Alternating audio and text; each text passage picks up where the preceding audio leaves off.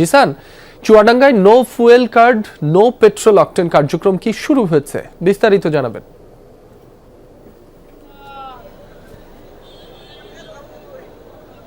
রাব্বি, আগামী 1 মার্চ থেকে এই কার্ড ছাড়া ফুয়েল পাওয়া যাবে না, সেই কার্যক্রমের প্রাথমিক অবস্থা শুরু হয়েছে। অর্থাৎ আজকে এই 30 তারিখ এবং 31 তারিখ মার্চ, এই 2 দিন জেলা প্রশাসন ফুয়েল কার্ড বিতরণ শুরু করেছে। আমরা দেখেছিলাম সকাল 6টা থেকে এই জেলা প্রশাসকের কার্যালয়ে চত্বরের সামনে এসে দীর্ঘ লাইন দিয়েছেন গ্রাহকরা, অর্থাৎ যারা পেট্রোল কিংবা অকটেন নিতে আগ্রহী সেই সব গ্রাহকরা, এবং তারা এই দীর্ঘ লাইনে দাঁড়িয়ে থেকে তাদের প্রয়োজনীয় কাগজপত্র অর্থাৎ তাদের ড্রাইভিং লাইসেন্স, গাড়ি রেজিস্ট্রেশন নম্বর এবং জাতীয় পরিচয়পত্র, সেই সাথে এক কপি ছবি, এইগুলো জমা দিচ্ছেন।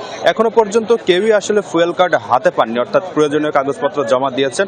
হয়তো আর কিছুক্ষণের মধ্যেই যারা জমা দিয়েছেন তারা এই কার্ড হাতে পেতে পারেন, এবং এই কার্ড হাতে পাওয়ার পরে আগামী 1 এপ্রিল থেকে সেই কার্ড দেখিয়ে পেট্রোল পাম্প থেকে এই জ্বালানি সংগ্রহ করা যাবে।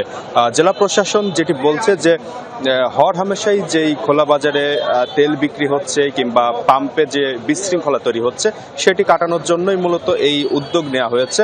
এই উদ্যোগের ফলে আসলে জ্বালানির যেই ব্যবস্থাপনা, সুষ্ঠু ব্যবস্থাপনা এবং যে সরবরাহ সেটি আসলে স্বাভাবিক হতে পারে অনেকটাই। যদিও এখানে আমরা কথা বলছিলাম, যেসব গ্রাহকরা রয়েছেন তারা লাইনে এসেছেন এবং তারাও কিন্তু আসলে এক প্রকার ক্ষোভ প্রকাশ করছেন, কেননা অনেকেই ব্যক্তিগত কাজ ফেলে দৈনন্দিন কার্যক্রম ছেড়ে কিন্তু এখানে এসেছেন এবং দীর্ঘ সময় তারা লাইনে অপেক্ষা করছেন, এবং লাইনে অপেক্ষা করে তারা এই ফুয়েল কার্ডের জন্য আবার নতুন করে তাদেরকে হয়তো অপেক্ষা করতে হবে, এবং একটি এই দীর্ঘ লাইন সেই সময়ও তৈরি হতে পারে। সব মিলে আসলে যেই ব্যবস্থাপনা, সেই ব্যবস্থাপনা নিয়েও আসলে সাধারণ মানুষের মধ্যে কিংবা এই ভোক্তাদের মধ্যে, গ্রাহকদের মধ্যে এক ধরনের মিশ্র প্রতিক্রিয়াও রয়েছে।